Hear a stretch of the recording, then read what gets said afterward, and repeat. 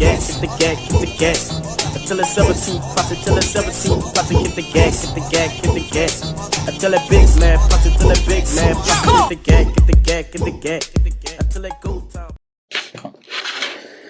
Welcome I've everyone. never watched this before. Oh my god. We're doing there. Welcome everyone to the Off Limits Podcast, episode 4. We're joined by two of our special guests.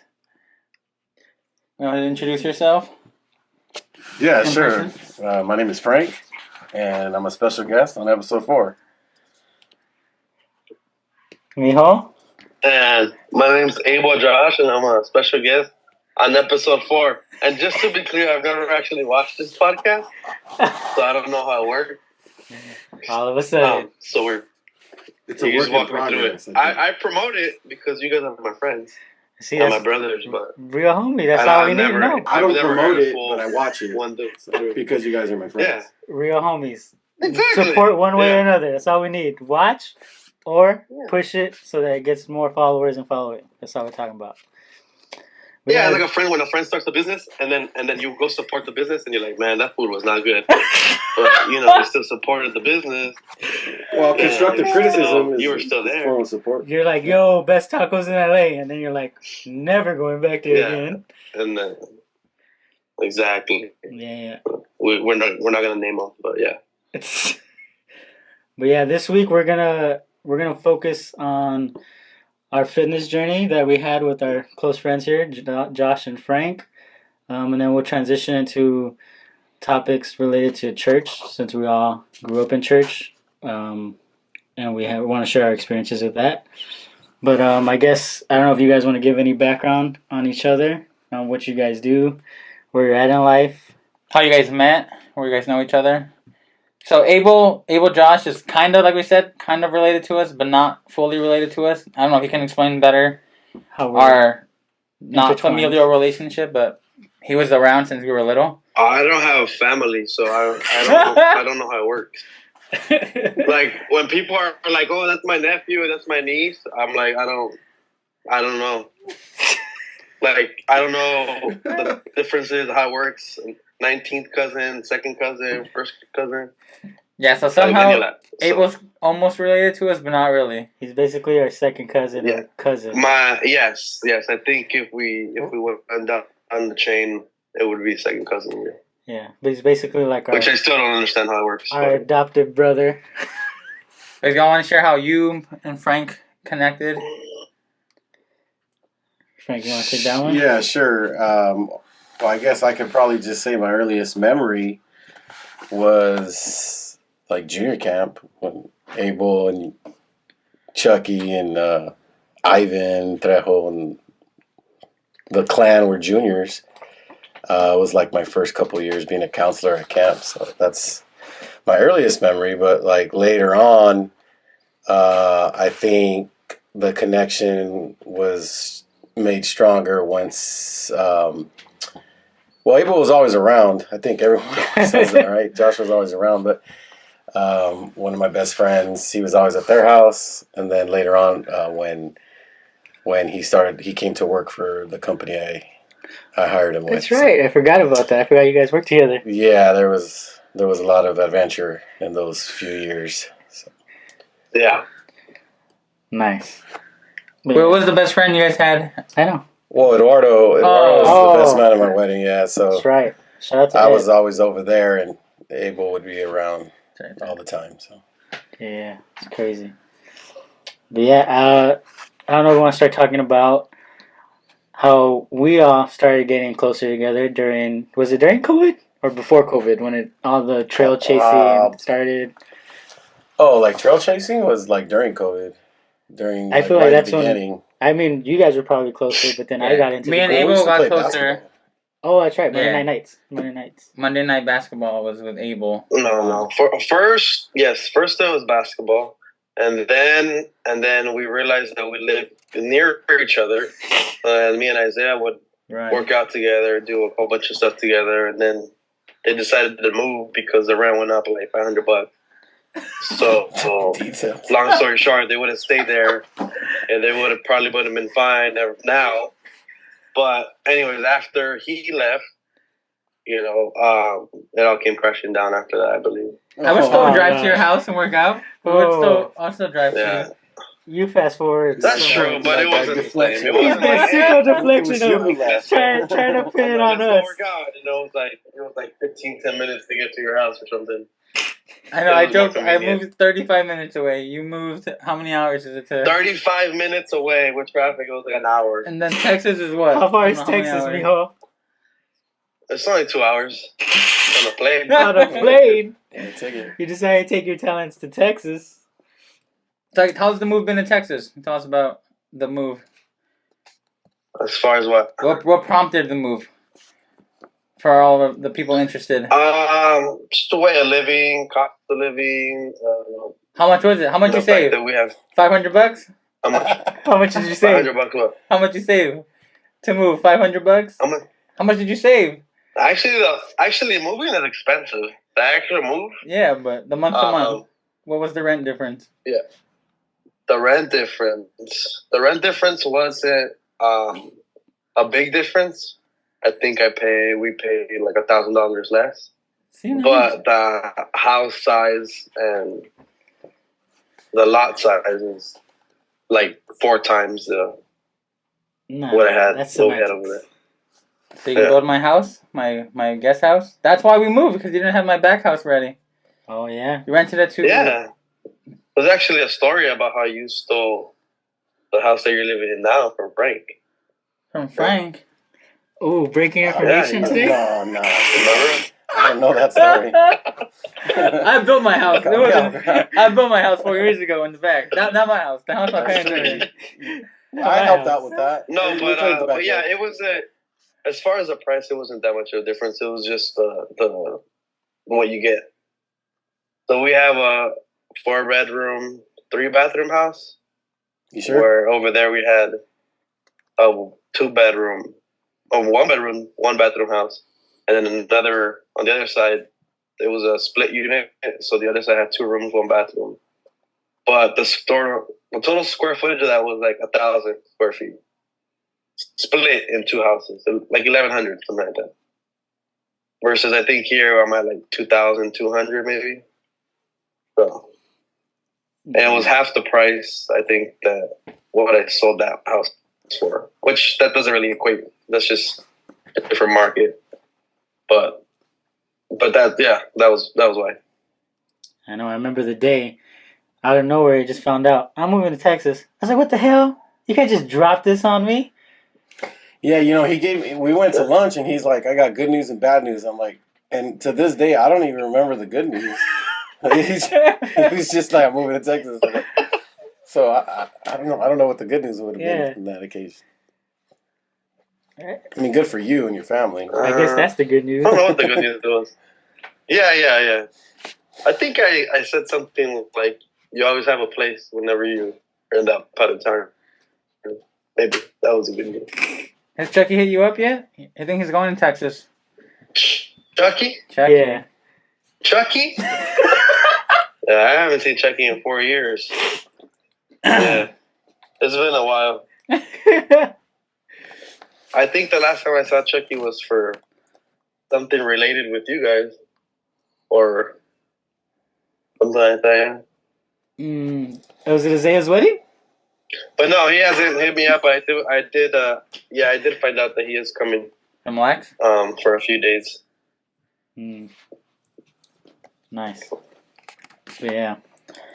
Let's talk about our scenarios. It's hiking. What was your guys' favorite hike memory from us going together? Well, did you want to get into like what started and prompted all that? Or?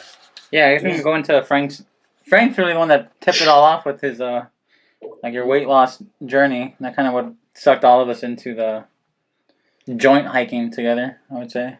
Yeah. Yeah, that became my staple weekend activity when I started my journey to lose 100 pounds. In addition to like the daily routine, every Saturday or Sunday, I would try to get a hike in. And I think I was able to do it at its peak, like 32 consecutive weeks. But, so yeah, I think right after I had begun, like maybe maybe like 2 months in of hiking every week, larger trails is when we probably did our first one. And that was just like through conversation. We've always had a group chat that was sports based, Yeah. right? Like just always discussing sports topics. And then just through that, it's like, hey, let's get together and hike. And then we started the Trail Chasers, It right? was always us four, right? And then it would rotate out. If like I couldn't make it, you would invite Ed. Israel went. I think A couple a times. couple times. It was for sure. It was always you and most of the time you and Josh. Yeah, And we then- did the most, I think, because we were. The thing that I missed the most, I would say, is the fact that we could text each other at like midnight on Friday night and be like, "Hey, we hiking?" I'm like, "Yeah." All right, where's the trail?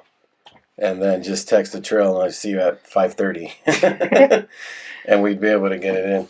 Yeah. So that was cool. Yeah, I know. Yeah, it was always a time issue for both of you.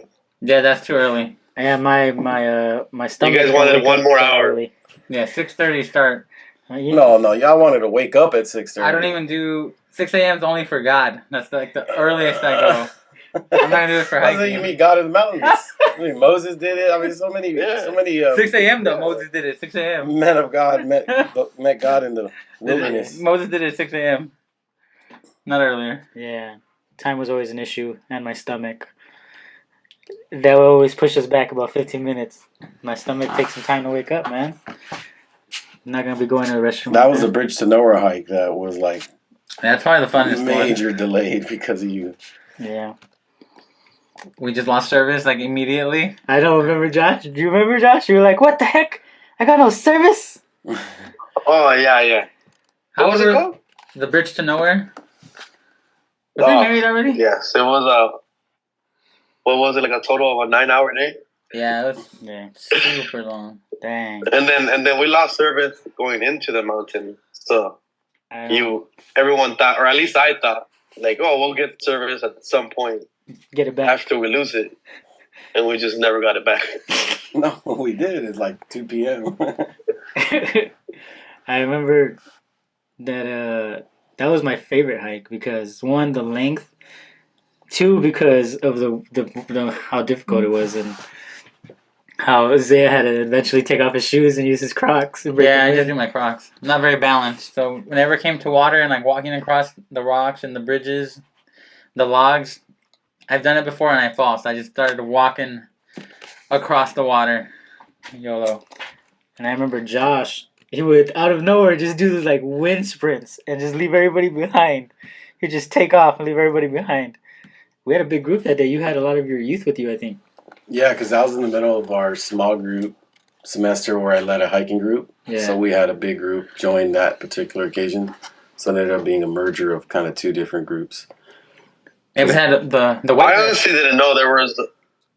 I honestly didn't know there was some bridge with people were jumping off of it. So I thought that was super weird. Josh was I like, still don't know how those people got there. So you were waiting for a peak, like a mountain peak, like a normal trail? he's like, "What is this?" Well, that I just didn't know how they got there. Like, how did the people that work there get there? I know they don't hike up there, so There was I just thought The that was truck. weird. there I was think they trucks, I drive. think there was Oh, Yeah, trucks. there's back roads, I think, that get you up there. I think I complained about that too. That was. I think I was It like, "Why was. didn't we drive?" It was a weird. It was a weird experience to see something engineered up there to jump off a bridge, and people up there. After we had hiked for like 4 hours, it just seemed unfair that they were there already. I don't know.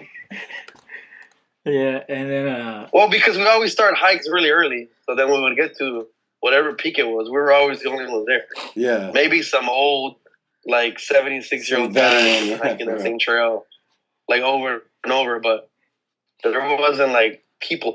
So when we got there, it was like, why is there 45 people up here? So it was, for real, they were pretty doing weird. classes on how to jump off a bridge. It's like, what you Yeah. gonna want to do when you jump? They had to pass their course. I mean, yeah. I remember. And then who was it that jumped off that day? Eric? Eric. Yeah. Did anyone else, or was it just Eric? I don't remember. We left before he jumped. Oh yeah, I remember we were like, Well, we ended up leaving because the jump was like An hour and a half later. I think we realized that we were gonna take at least 2 hours to go back, right? Yeah, it was gonna take at least 2 hours. So we were like, dude, we gotta go. Yeah. Did you have a party to go to? Oh yeah, Leah's baby 'cause shower. He had a baby shower to go back to. Everyone was late to wherever they It needed was to a go. gender reveal, I think. I remember that. And then I Yes. remember Josh nearly killed us because he's like, nah, it's this way. And he took us along this edge, Oh, and yeah. it eventually cut off. There was nothing else there, just the little slope that goes down. Yeah, that was friendly for thin people. All of us were like, we're just walking like this, close to the wall. Josh is just chilling. I think my favorite hike. No, was- and then on the way back, we needed to come down a certain way too. Yeah. So a couple of us went one way, and then like 2 of us went down like this. We just like slid down this. Yeah, that's because of Big old you. rock. You led us to the wrong thing. So Yeah. you slid down, Maybe. and I think Isaiah slid down with you. Me and Frank went all the way back around to the little actual exit down the slope. And you guys are like, what's taking you so long? I'm like, no. I'm not trying to die going down this. I'm like, I've seen this movie too many times. I'm going to break something, fall. Not about that life. We're driving down. Isaiah just nonchalantly points out. He's like, "Hey, I used to live right there." Oh, yeah. He's like, yeah, the yeah. Costco by Susa. We got some food at Costco. I think we got Oh, some yeah, hot that's dogs to fuel the body. Costco. Got some free drinks. Or Yeah, the not free funniest drinks. part that it was the actual like the house or street. Yeah. Like you just realized like you walked Hey, into that. I live right It here. was In really that weird. building. Hey, Costco hot dog, same price. How many years later? 5 years later? Inflation proof. Inflation proof Costco stay keeping I was it gonna up. say earlier. I think my favorite hike was, even though it was based off a false premise, but at least I got to pretend that I was in better condition than Abel, because remember the one in Pasadena that has like a real steep section where you kind of have to like use your Mhm. hands to get up for a while, and then we got up to that road, and there was like a group training or something up there, and then Abel laid down like when he got up there, and I used that opportunity to take a picture and be like, yeah, look at us, we're good. He had to take a break. And I think I even posted that, like, when even I Abel think has that to was take a it break. was just the. Well, remember I also had the weight vest. That was our And body. it was just really steep. That's Our all body I is the remember. weight vest. I know, we have all those additional pounds. So now you're hiking with the weight That's that true. we have. So now you know why we huffing and puffing. That's what I'm saying. Yeah, exactly. The result was the same. This is you'll be like, oh, this is Signs why are the you same. slow. This is why you be slow all the time. Well, and then I looked at his phone one time, and And I remember that wasn't even his lock screen was like a picture of him at the top, like pointing down, and it's the three of us like way down at the bottom of a hill, and he's like way above us. Oh yeah, I think that was one of Isa's first hikes. It was. Because he mine. took the picture. Yeah, I took a He took picture. the picture from Oh, down and then there it's just because me and he didn't want Isaiah to go were up. halfway up or something. Yeah. It was like Josh was all the way at He the didn't top. want to go up. I was at the bottom, and you two were walking up there with Josh, and I was like, "Nah, I ain't making it up there, dog. I'll take a picture of y'all walking, but I ain't making it up there because it was we were on the trail that goes back, and it was like a little side Yeah, hill. to go up. That's And I was like, "Why are we doing that?" that's Yeah. Los Leones. I was like, "That's not gonna make us get down faster." Yeah, that was fun. That was fun. Yeah. We did one on Memorial Day one year too, and it happened. Well, it was on Memorial Day that morning, and then we found an American flag up Oh yeah. up at the Oh, yeah, top. that one was cool. That's called Temescal Peak. Yeah. All right. Oh, it was crazy too. It was burnt. Oh, remember that. yeah, the Yeah. whole brush was all like burned. Yeah. Right? I think we have pictures. So it was all like burnt, and then like the flag was there by itself, like brand new. Yeah.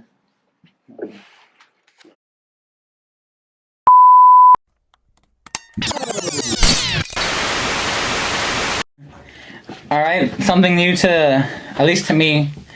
And then Abel got twins, what, 2 years ago now? How old are your twins? 2 years? How old are Bobo and... Yeah, Yeah. October. They're I don't know, a year and 5 months, 28 months, 29.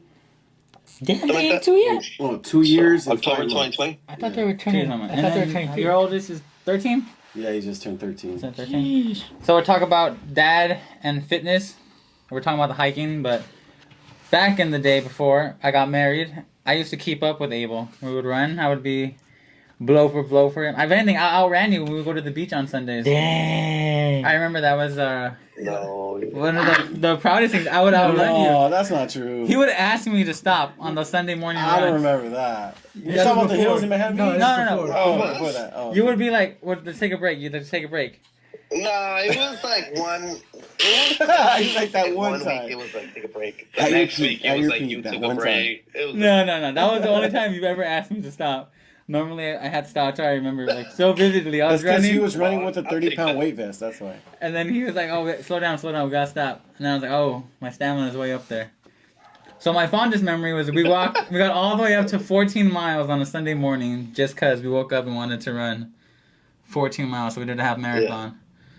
And now that we transitioned into being a dad, I found the difficulties of having time to work out, and then like COVID also derailed it. I used to go 24 with Abel all the time, and then I had COVID happen.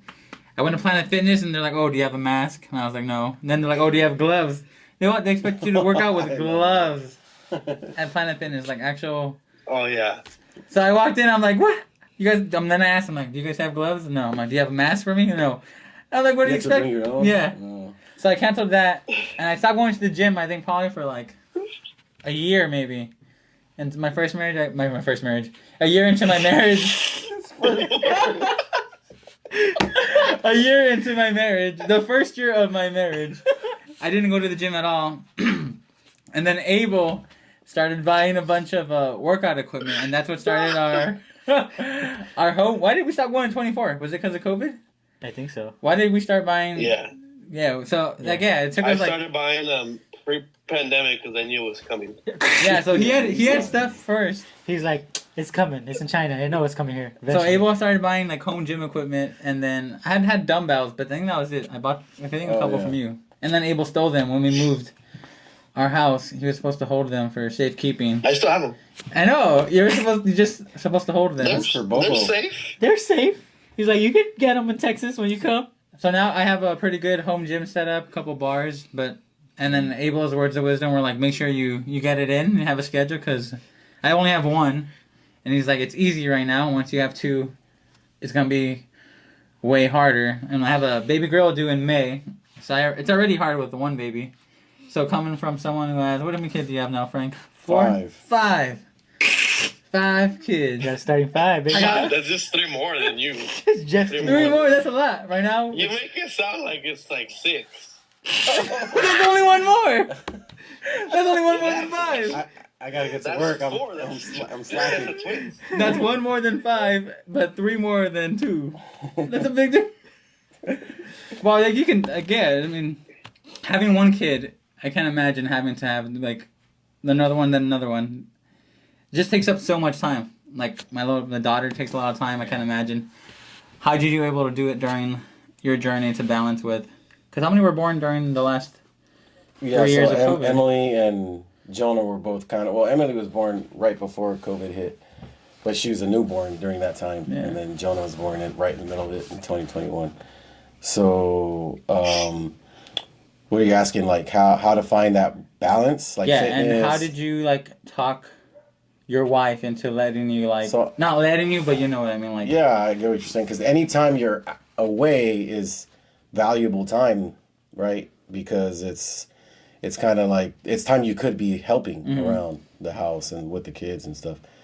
So there's definitely, I would say, there's probably a little bit of what I call dad guilt, Yeah, exactly. you know, or husband guilt, dad guilt altogether. Because when I'm at the gym, if it's not during a like early morning time or really late in the evening time, there's some guilt because it's like, oh, I could be home, I could be healthy. But if the family's asleep, well, they're asleep, you know what I mean? So then that's just extra sacrifice, I think. So the options really become that, you know, where you're sacrificing either early mornings or really late into the evenings, or you figure something else out. And for me, I was able to figure out that when COVID hit and I was right at the beginning of my groove of finding a routine to exercise and stuff, all the gyms closed anyway for a while. So I just used to go to the park next door to where I work, and I used to get in body weight exercises. The key to it all was just doing it every single day without fail. And that and the hiking is really what sorry, your light turned off there. That's really what got my metabolism up and my routine in order. But I think if I would fast forward after hitting a goal and then really settling in to like a new way of living, and then having to deal with, in my case, last year was a trying year because I broke my leg, and then after that I got into an accident. And both of those things kind of derailed my fitness routine. Yeah, what happened to your accident? Frank was hit by a car. Yeah, you remember that? Frank got hit by a car. Caught us in the middle of the night. Broke your leg. Yeah, playing playing football. Remember, you said you didn't Like have enough Frank, why are you milk. playing football? Your theory on everybody is you don't drink enough milk. Football. Football. He broke his American leg. football, Broke your leg. not football. He was playing. He said he either he landed or he juked and clapped. He left to Texas. He just forgot about us. I know. But yeah, continue. You were hit by I a just car. forgot when you broke your leg. It was a Like year you ago in broke? February. Like broke? Like it, Like it broke? it cracked.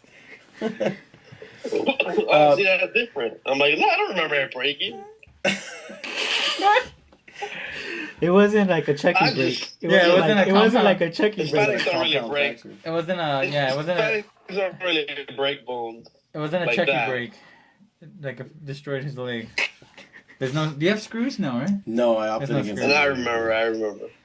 Yeah. Well, the point though, I think, is now that I'm in a more Yeah, and then you went to PT, right?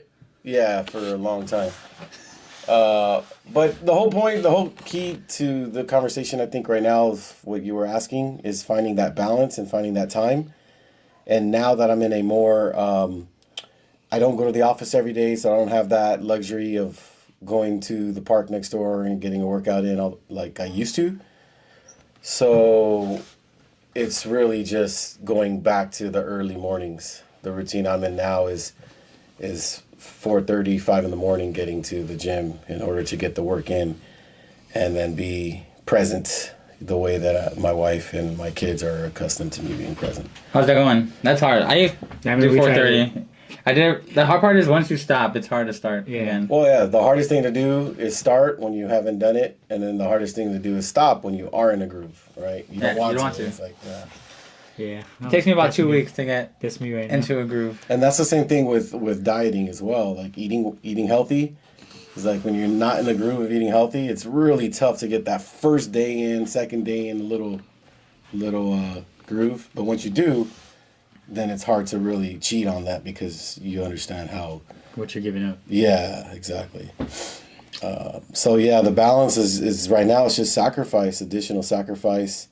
What helps me, because I'm a baseball coach and getting out to the field with my son, when he's training, I train too. So that also is a benefit there. And then in addition to that, I coach soccer for my girls, so it's the same thing with them. I try to make it a point where I'm as active as the players are, just in a way to get extra exercise in. And Abel, for you, I know Jess has always been really cool. I know you guys were newlyweds, and she would have come with us to the Robinson Park the first couple of times. That's when we first- Basketball, yeah. Yeah. She would always be there. Jess was a hooper. Why? Because we were newlyweds. She didn't trust you yet. She remembered you from high school. She's like, nah. I thought it was just support.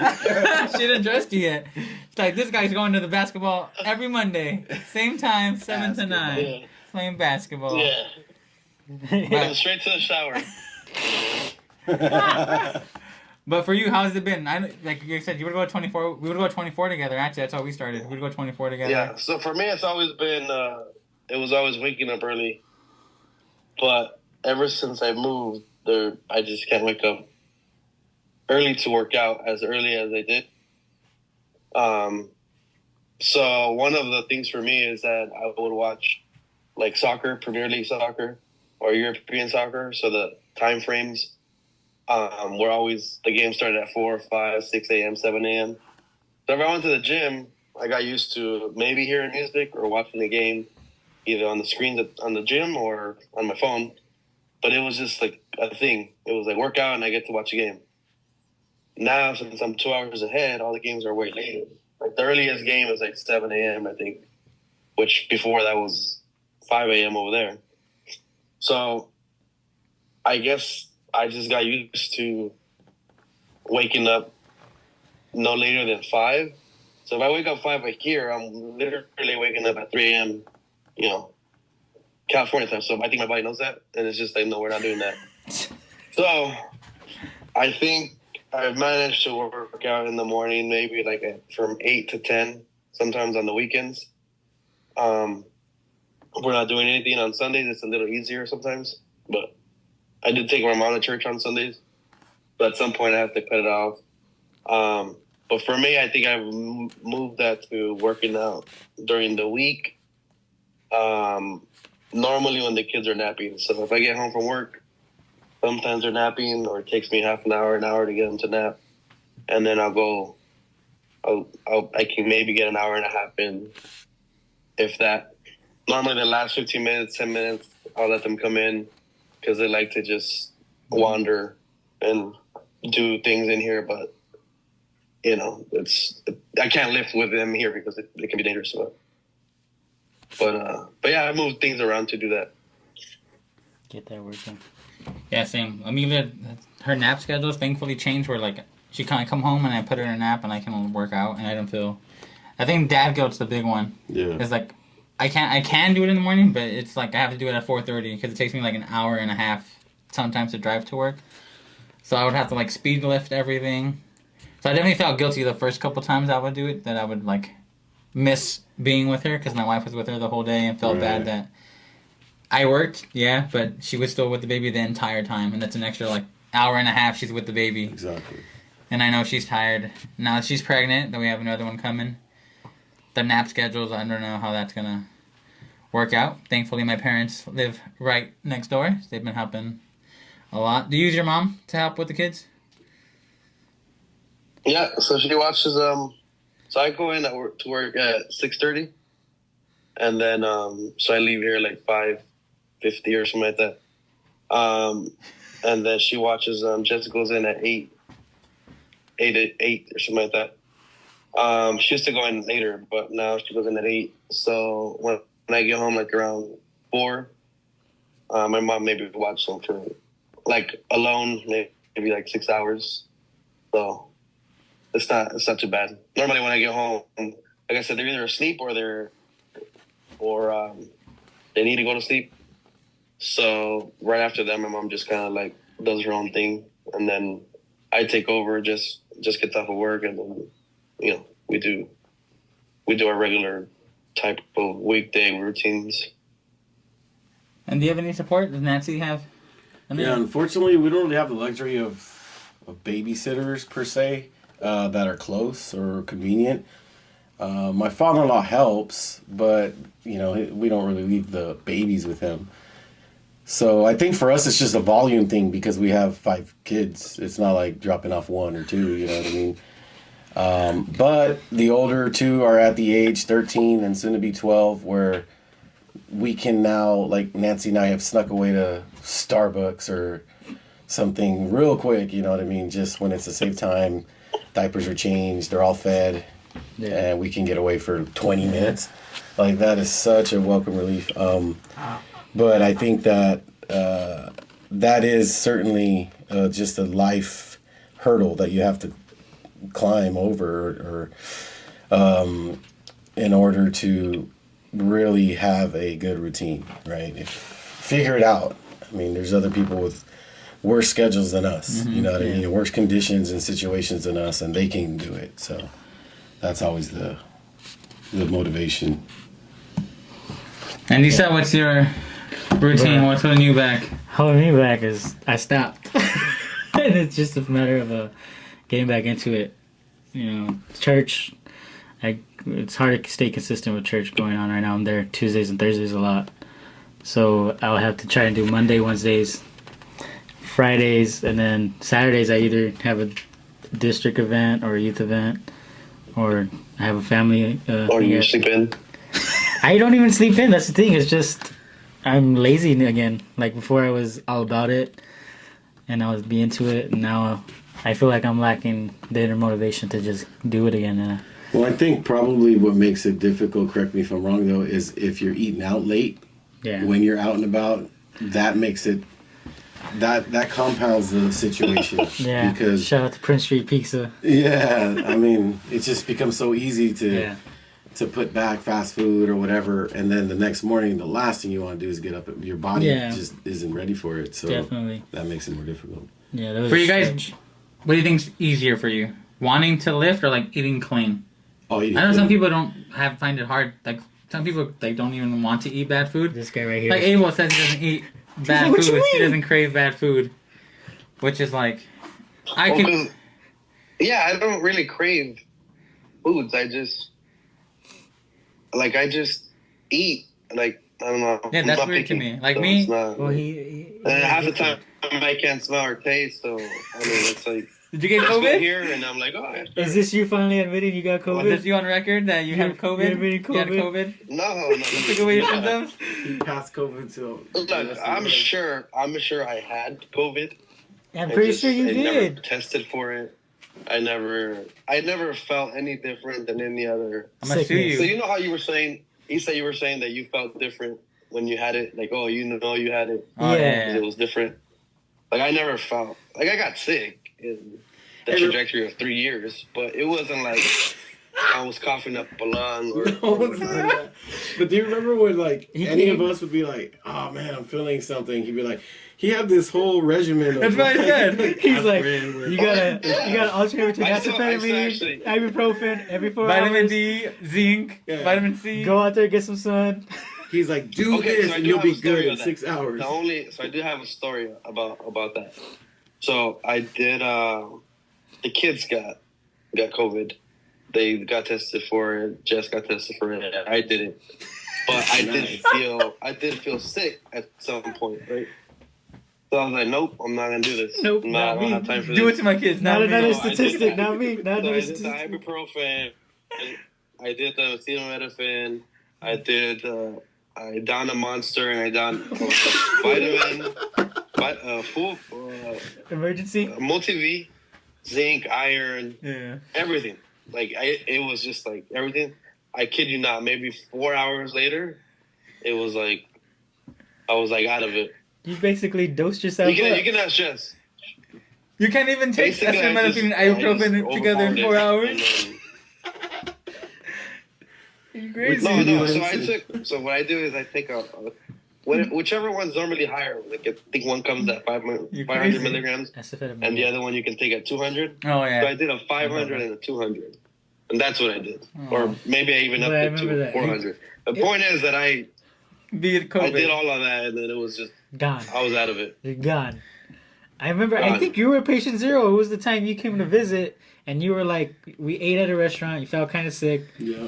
and then I think you It was a ghost kitchen, right? Wasn't it a ghost Yeah. kitchen? Yeah, it was or like ghost It kitchen. was a pop-up restaurant. It wasn't. Yeah. It wasn't good. And- That's what happened. something? It wasn't good. And then after you went back, that's when I think we got sick. We were supposed to And hike that day, but you got Yeah. in late. You got in So super we just late, ate. and they were like, "Ah, let's just go get brunch." So it was your guys' fault. You were the one that didn't eat though. You were like all sick. Remember, you fell asleep in the car. Yeah. Yeah. Yeah, so I threw up there at the restaurant at some point, and then for whatever reason we ended up eating again like 4 hours later. I don't know why. Less than that. It was. You were the one that was like, "Let's go Well, eat." so that's the time I didn't eat. Yeah, Yeah, we went to Slapfish. like a fake Starbucks or something like that. Oh yeah, coffee What's bean. up? Coffee called? bean. Coffee bean. Coffee That's bean. right. Yeah, What a that fake place. Starbucks. So we went to that place and because we were waiting for another place to open, right, or something like that. Yeah.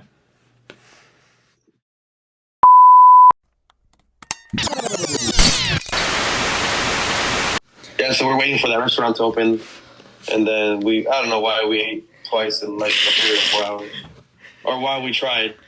The whole point. I was think that we were it was supposed to because we hike. wanted to hit our favorite spots while we had you spending time with us, mijo. We wanted to get to the for spot. nostalgia purposes. Yeah. Well, yeah, you guys found that restaurant because of he was against COVID, right? The Well, chef. Anomaly and the Anomaly I went to do a music video. Isn't the with chef that guy. And Grill? then, and then whatever the his name chef Gruel was also. Those were two of the main voices during that time that were like, Against. yeah, pro freedom, basically. is? Good reframe. Not against COVID, but pro freedom. Pro freedom. Yeah, I remember. I think shortly after that visit, that's when I got COVID at convention, and I was locked down over there. Church didn't let me get in. So rude. They held me back. I know. Wild. Church, all are welcome, except if you have COVID. Stay your butt home. Yeah, I just skipped that whole year. Not welcome. Do not come. So Return to sender. So from there, we'll pivot to topic we'll touch on today is I'm pretty sure all of us here have, in one point or another, moved churches. Have our own experiences on why and what led to that decision, and I guess that's what we're going to talk about now. I don't know who wants to kick it off. Frank, maybe. Oh, we can start with your credentials. Frank Oh, is a Minister, and I think you said licensed minister. I always say credentialed. What is the thing? So, Licensed, yeah, credentialed. I am an assistant pastor Yeah. at Inspire Church. Yep. I've been an ordained minister since Ordained. 2007. And I've moved churches a few times. So I guess I'm the resident expert here on this particular subject matter. But as far as you want to talk about just reasons to move or what I guess the like process? the process, the mindset of what you go through, like discussing it with your family. Yeah. And how when you finally decide like the next church, and what was like I guess the selling point, or what actually made that decision clear for you and saying, you know, this is the church that I think is where me and my family need to be at right now in this time of our lives. Well, I think there's a lot of nuance that goes into a big decision like that. So there aren't really any absolutes, but I would say the closest thing to an absolute would be is to never move churches out of emotion. Like you should never move because you're angry, you're frustrated, you don't like something that's going on, the leadership.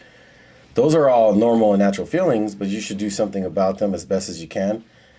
Like a scripture that comes to mind for me is in Romans when it says, as much as it lies within you, meaning in your control, live peaceably with all men. So you should you should try to end things if you're going to in the best possible way that you can. So moving shouldn't be out of emotion. There's another saying that says, never make a permanent decision based off temporary emotion. Yeah. So that's one thing first and foremost, but there's kind of a lot of reasons why you would relocate from a congregation that you're a part of to another one. In my case, the first time that decision was made is I was about to get married. And when we were getting married, the whole year that we were engaged planning the wedding, Nancy came over to my church at the time just to see if it was going to be a fit for her, you know. And so that whole year she got to really plug in and see if it was going to be something that she can, you know, settle and you know, set down roots in. And we just determined that it wasn't that place. We left that place amicably. There was no drama, no issues. We had the blessing of our pastor. And then from then, it became just a series of really trying to find a place. Admittedly, this was 14 years ago now. I did do the kind of college basketball or college Experience. athlete. Yeah, let me go meet with all these different Wine and dine me. places. Not so much wine and dine me, but at least let me sit down with you and hear your pitch, so to speak. What is your place like? You know, why does me and my wife, why would we fit in your church or whatever? And I did that. I made a move. That didn't last too long. But all the while I was getting experience where I was going. I did leave amicably everywhere I left. And then, which is 4 times now where I've moved. The last time I didn't think I was ever going to leave my previous church just because I had gotten tired of doing that. And I had already been there about 8 years. So I go, yeah, this is good. This is where we're going to be, you know, till forever if I could. But at that point in life, with a family, children, growing up, the culture of the particular church and congregation, it just started getting to a point where there was a couple things that were really, really heavy on my mind. Number one was geography, right? It was just a distance from the rest of my family. I mean, like extended family, my parents, who I was trying to win back to the Lord, my sister, other relatives. They were never going to make the trip to that church. It was just too far away. Additionally, the culture. It just wasn't a place I think my kids were going to thrive in. And since my wife and I were a little more flexible and versatile, we were able to say, like, okay, let's find a place more focused on them. Yeah. And it just so happened that there was a landing spot for me here where I'm at now at Inspired Church. There's just a lot of reasons that lined up. Obviously, you go into prayer, you consider the spiritual impact that it's going to have, not just on you, but the church you're leaving, the church you're going to, especially when you're involved in leadership. And I think it just all worked out. I want to say that the church I left is doing great. The church I got to, we're contributing, you know, in a really significant way, and we're thriving, my family and I. And the mission that I left with, which was to try to win back some of my family members, is coming to pass. My parents are back, my sister's back. So overall, there's got to be a focus on where you're going and why you're going there, beyond just it's better than here. You know what I mean? Or I've done it all, I must say. I've done the social aspect where I plugged in socially. I had more friends at a place, and that was a superficial reason. Ultimately, I think it's just a matter where you're going to be able to contribute if you're leadership oriented, right? If you're ministry oriented, It's all about serving. Where can you contribute? Where can you plug in? Where can your talents play well? And then what's going to fit schedule wise. You don't want to be traveling too far away either. You know, that geography comes into play. So there's like so many factors that come into play, and there's a lot of nuance. But overall, you just want to do things for the right reason. Yeah. Yeah, I think for me, it's so I've moved obviously because due to my parents moving, whether it be I moved because I was a kid, so I had to go where they went early on. But mostly, the biggest decision was this last move that I did to go from Mount Moriah Church to Rock Church LA with Josh. Yeah, it's funny is he always tried to jokingly convince me to go there, and I would say, "Oh man, if I did, we'd be the dream team for media." What ended up happening is he ended up taking his talents to Texas, and then I came shortly after, so that dream never came to fruition. You were never there at the same time. We were never there at the same time, which I was at the time. I didn't know he was moving to Texas, and it was in the back of my mind already. Of, you know, do I want Took too long. I know it took too long, but it had developed before I even knew you were moving to Texas. I was like, man, if I go, you know, it'll be cool because I get to finally work with you.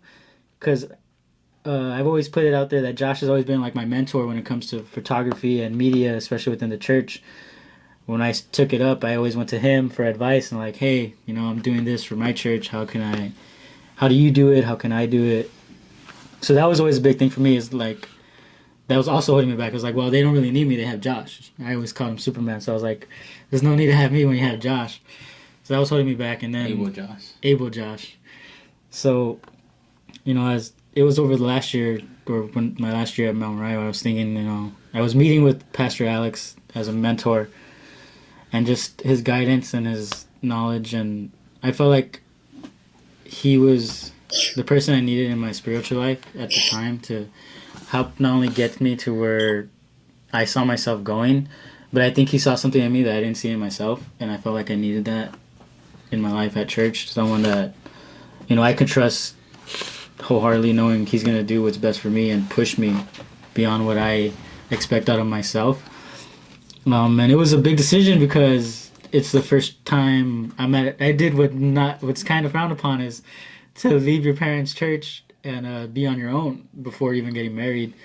It's not a common thing. I feel like it's getting more common now amongst younger crowd, but for me, I know it was I talked with my parents about it, and I wanted to make sure I had their blessing, that they're okay with me going to a church that they weren't going to be a part of. And I think a big part of for them was knowing my reasons, my intentions, and knowing that they thought the same thing, that Pastor Alex was going to have best interest for me and watch over me. I had some family there. My cousin Ray is there.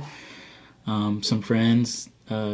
Actually, it was I had thought. Wait, didn't your parents move church too? Yeah, They we're did. not there. They went to. They did. We moved at the Jordana. same time, but Same we day, moved to- same day. same day, but we went to different locations. Oh, that's weird. I didn't know. Went at different locations. It's like, hey, I got news for you, Mom. We got news for you too.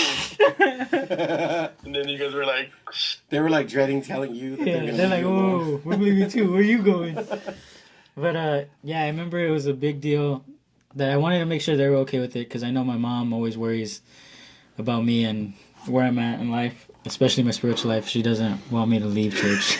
She's afraid. Good reason, but I think for me it was a hard decision because I did have a lot of good relationships in Linwood with my brother's in-laws, his family, and then my George and Maria. I call them my tío and my tía. That was a hard reason for me to say bye, or not bye, but saying, hey, I'm going to be moving on and going to a new location. And I think, I forgot who told me, but I talked to someone about it, and they said, well, if those relationships are as strong as you think they are, it shouldn't matter whether you move to another church. They should still hold that relationship. Because I remember that was one of my biggest fears, is moving and losing those relationships in one way or another, whether it be I think we talked about that when we Yeah. went hiking one time. Yeah, and I was afraid, that's the main thing holding me back, is if me telling them this news is gonna have them see me in some other way or have some sort of malice towards me, and I was afraid of that. And thankfully, they don't. I know I get jokes here and there from Sister Ruth and George about. You know what J. leaving. Cole says? All good jokes contain true stuff. But It's yeah, funny because it's true. yeah.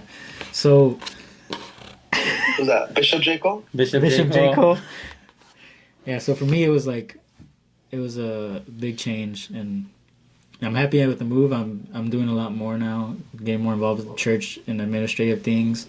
Finally preach for the first time. I never thought I'd be doing that. So that's something I know my parents are proud of. My brother's not so much. I'm just kidding. But yeah. I'm proud of you. I don't get any. What about you, Abel Josh? What about you, Abel Josh? Your first move. Not me first, because mine's is fast. Yours is fast. I mean, same. I never moved. Mine's is fast. There's nothing deep to mine. I only moved because my parents moved church. Every time I've moved, it's because a pastor retired and or got a different church. My first church, my grandpa retired, so they asked us to leave that church. Second church we went to, our pastor, what's his name? Philip, Pastor Velasco went to my uncle, but I forgot his name. Bishop Velasco went to Canoga, so they asked us to leave Pasadena, so we left that church.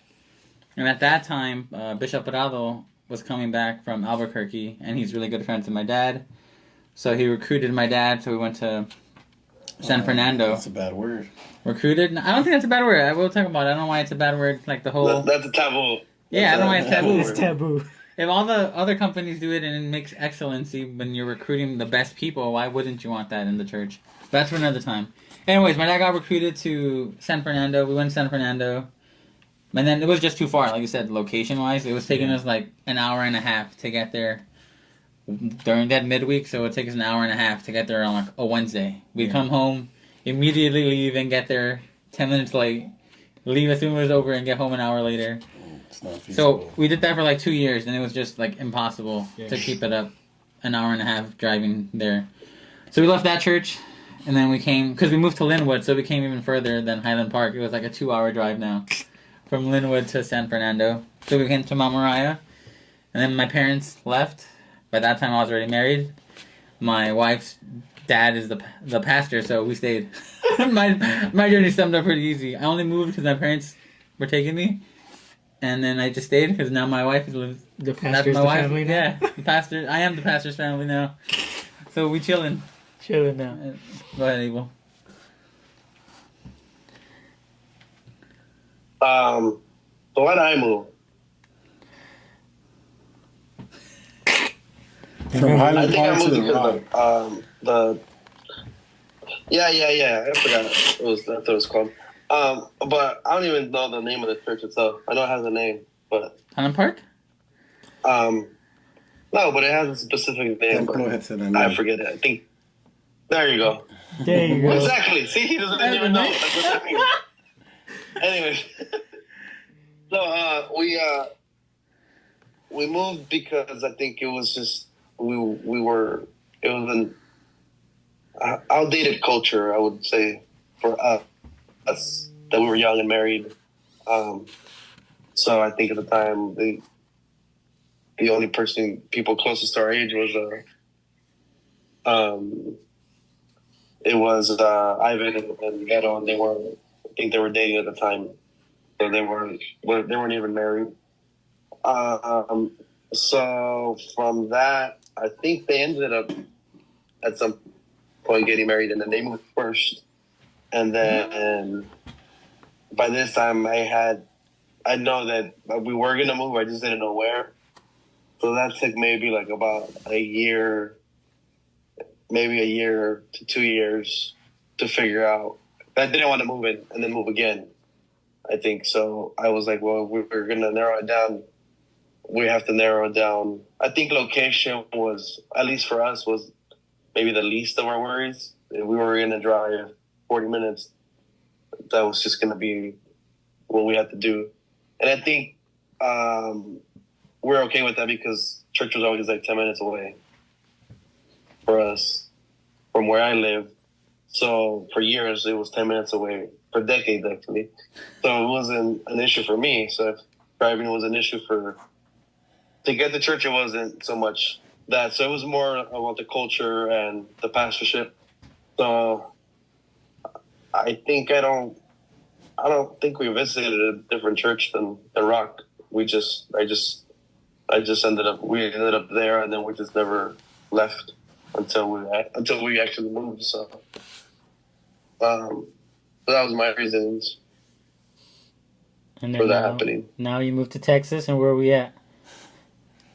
Right now, we're free Agents? Which no, so we visited a couple of churches. We haven't narrowed down to I think one or two. But what I did enjoy in the process of this was understanding that I guess we're in the Bible Belt of churches per se is what starting to Texas and all the South. So there's churches literally everywhere. There's probably like 6 churches from here to the freeway, different denominations, obviously. So what I do find, or what we have found, is I really enjoyed the process of seeing other denominations, cultures, and just the way church operates at different organizations and levels. So it's opened my eyes to a lot more broader, not thinking, but broader awareness of different theologies and different churches and different cultures. Something that I grew up in church, so I never thought I would see that. I guess I never thought I would have to, go look for a church and look for different types, I guess, for lack of a better word. So I've really enjoyed, going to different services, throughout different Sundays. We don't do that so much anymore, but, in the, maybe like 6-7 months ago we did.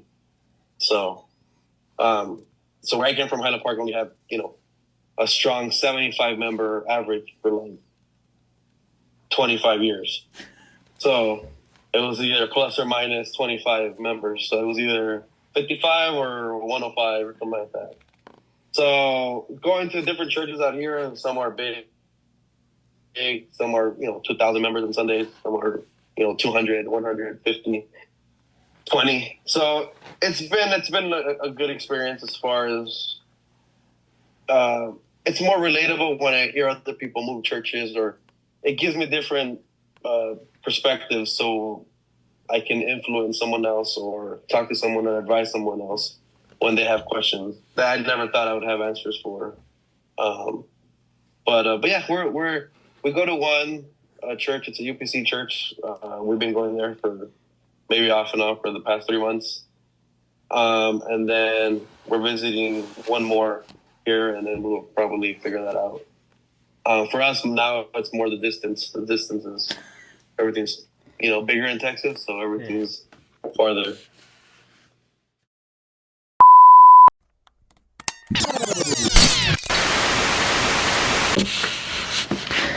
All right, thanks, Abel. That's our stories on how we decided to move churches or what led into those decisions, our history.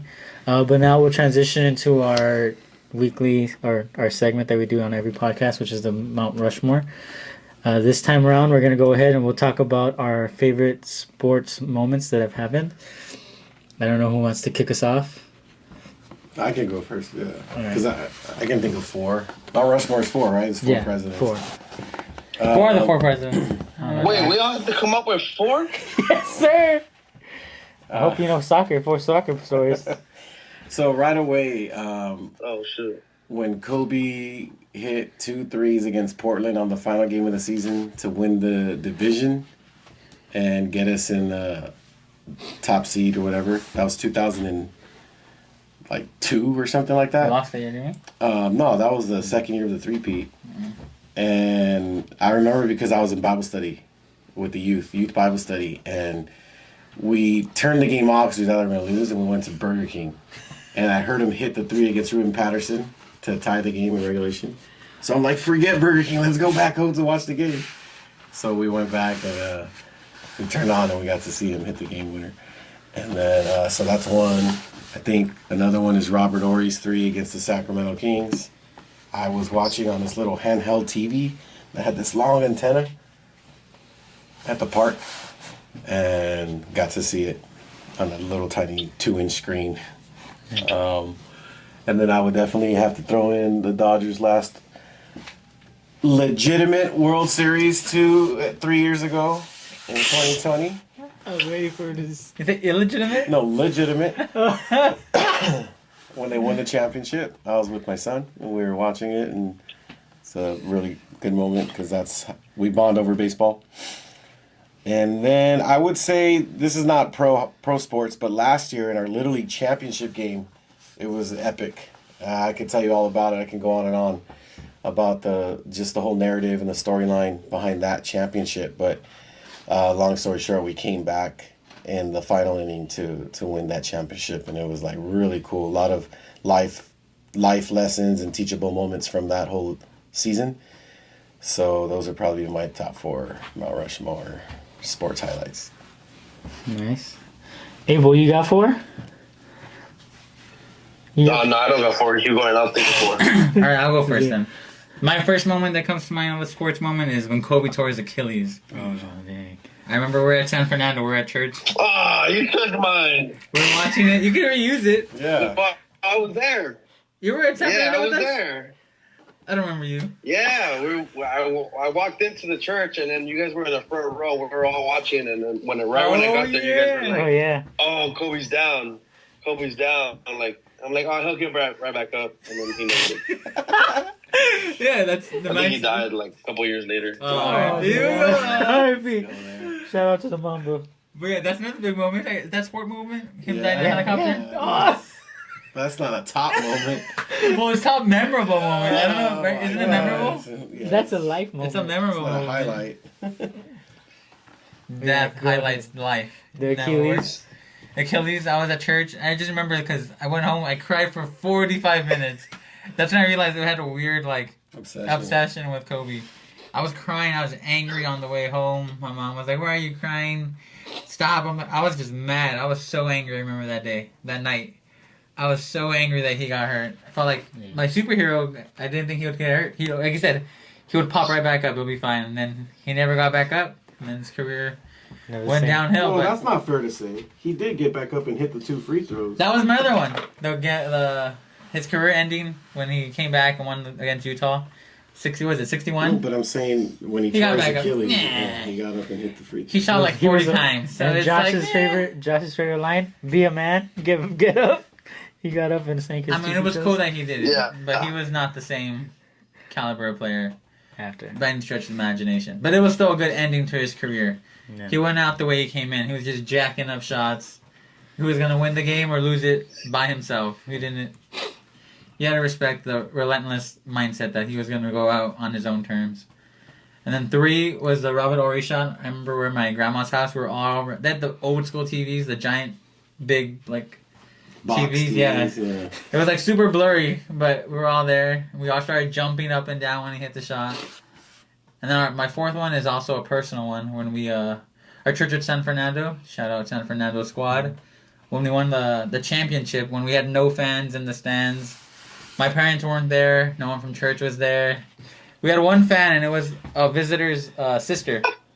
He was like, how old was he? 16? Or our So it best, didn't He happen. was 17. our best player was like 16, 17. But his sister was the only fan we had, and we went against the Church of Palmdale. And we started that entire day. It was me, my 3 brothers were on the team. That guy and his cousin, right? Beto's his cousin. Beto. So it was like all a family team. And then we showed up to the park at the gym and gymnasium in Locke High School. And we played 3-on-5 against, what was it? Your church Culver City. at the time. We played against Culver City 3-on-5 because we didn't have enough players. For the But first 8 minutes of the game. we had to start playing 3-on-5. We were just trying to survive till they showed up. We were losing. I don't know what score. We were losing I by think like 20. 12-3. I think we were losing 12-3. We were playing keep away. The one shot I made, they were double teaming everybody. I just threw up the shot from like 45 feet, and the ref was like, "What the hell?" And it went in. Because we hadn't scored, we were just running around keeping the ball away. But we ended up winning. That team was so mad because we were playing I 3-on-5, remember Ricky was pissed. and we came back to win. We celebrated it. That was the only time we won. I got to play with my brothers, and we won something. That was a good one. Fine, to replace the sad one of Kobe dying, we'll put the championship when we celebrated in the drive-thru. We popped champagne when they beat the Celtics. Oh, 2010. Yeah. My older brother was here before he got married and left. Mijo, you ready yet? Or you want me to go? No, you can go.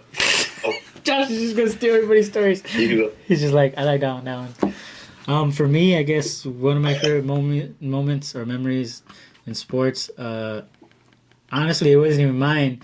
I thought you would have this one on yours. It was the buzzer beater you hit in the juniors league. You remember?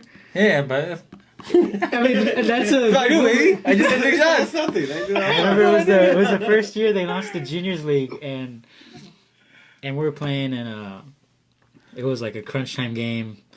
And I remember there was like 5 seconds, and Zay was dribbling the ball, like gets a rebound, I think, and he's dribbling the ball up.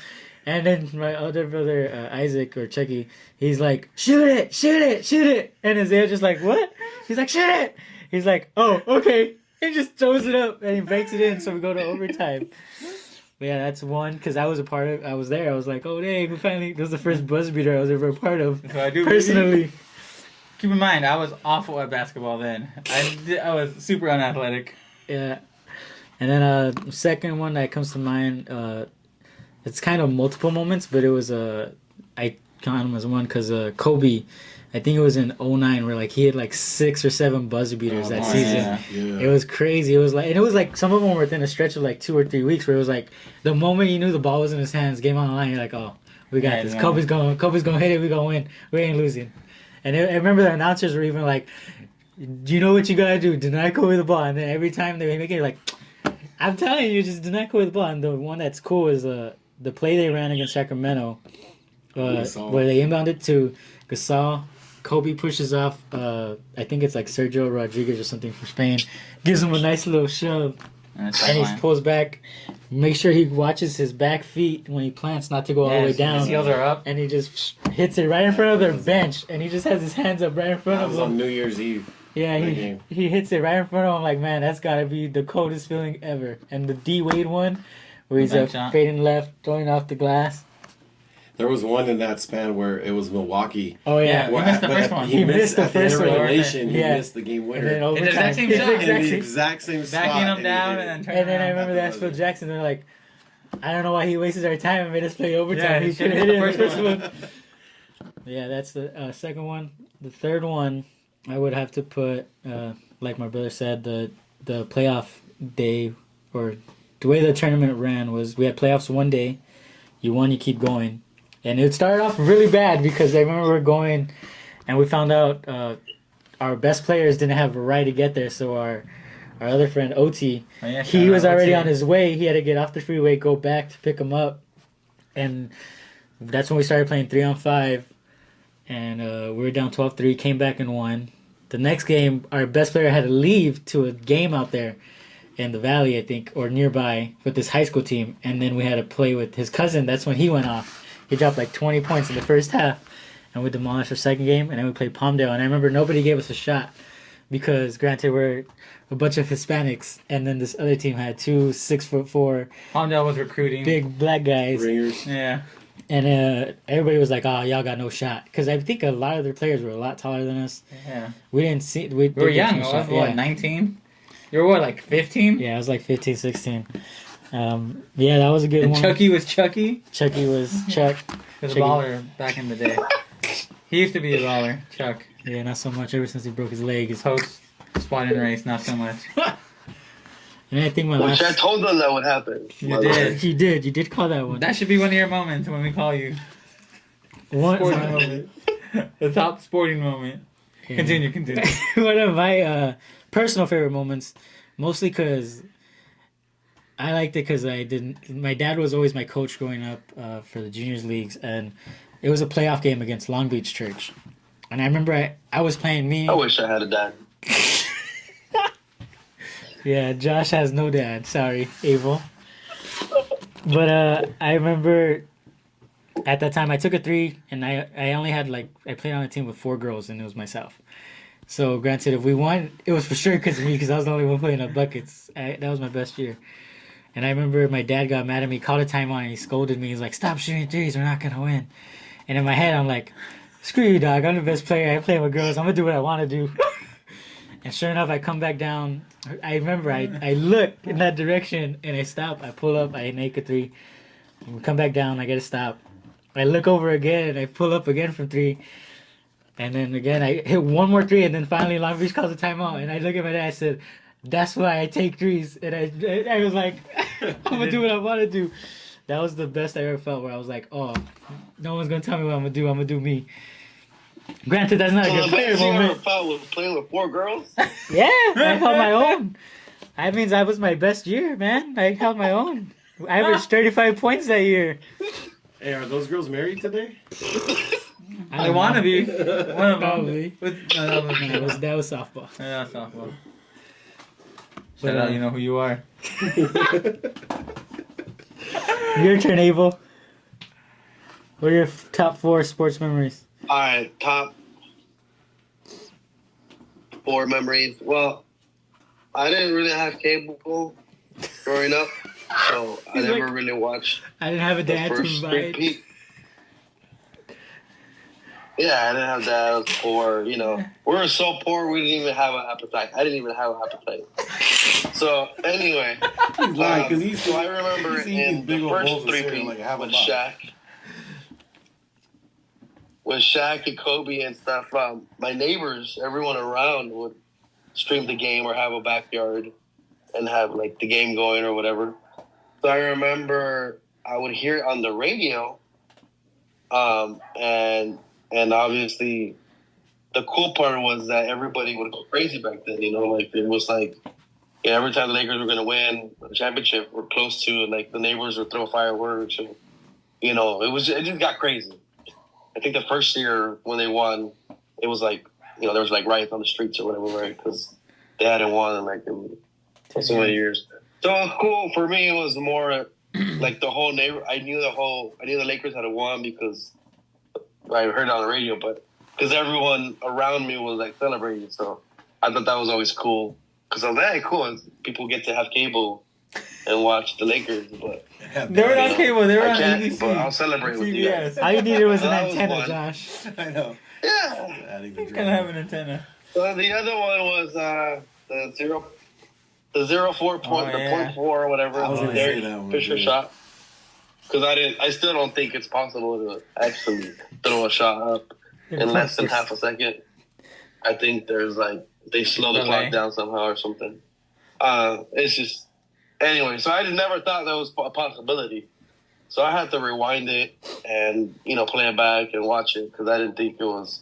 You saw him shoot it and you're like, oh, he made it, but I don't think it counted. So until you finally he runs out of the arena and then I think he waits in the Tunnel. in the tunnel, right? Because I think I remember it. Like they had a little 30 for 30 or something where he's like, yeah, I stayed in the tunnel. I waited until they knew it for sure. But yeah, I remember watching that, and for me, again, watching it was a thing because I didn't have cable. So, when I actually was able to watch the game live, that was a big thing. And then the third was I was actually at the game where what's this guy's name? Jeremy Lin. I think it was Andre Ethier. Or Oh. no. When Andre Ethier and the other guy, Matt Kemp. the James. number 27, I forget Matt his name. Kemp. No? Oh. Matt Kemp, yes. So when they were like, at their peak, they hit 4 home runs in a row to come Oh, back. yeah. I think Yeah. in that era, I don't know. Yeah, if it was 2006, the on 4+1 game. I was at the game. I think they were losing. None of them hit a home run. I know, that it was like Lutz Lutz Bradley. Bottom of the ninth. Jeff Kent. Whatever. I was just saying that Listen, Martin. it was around that time. Yeah. No more. So, yeah. So they all hit. Yeah. So it was, I think it was by the second home run. It was by the third one. They were like, it was actually possible, but it was still like, for them to hit another home run, it was still like insane.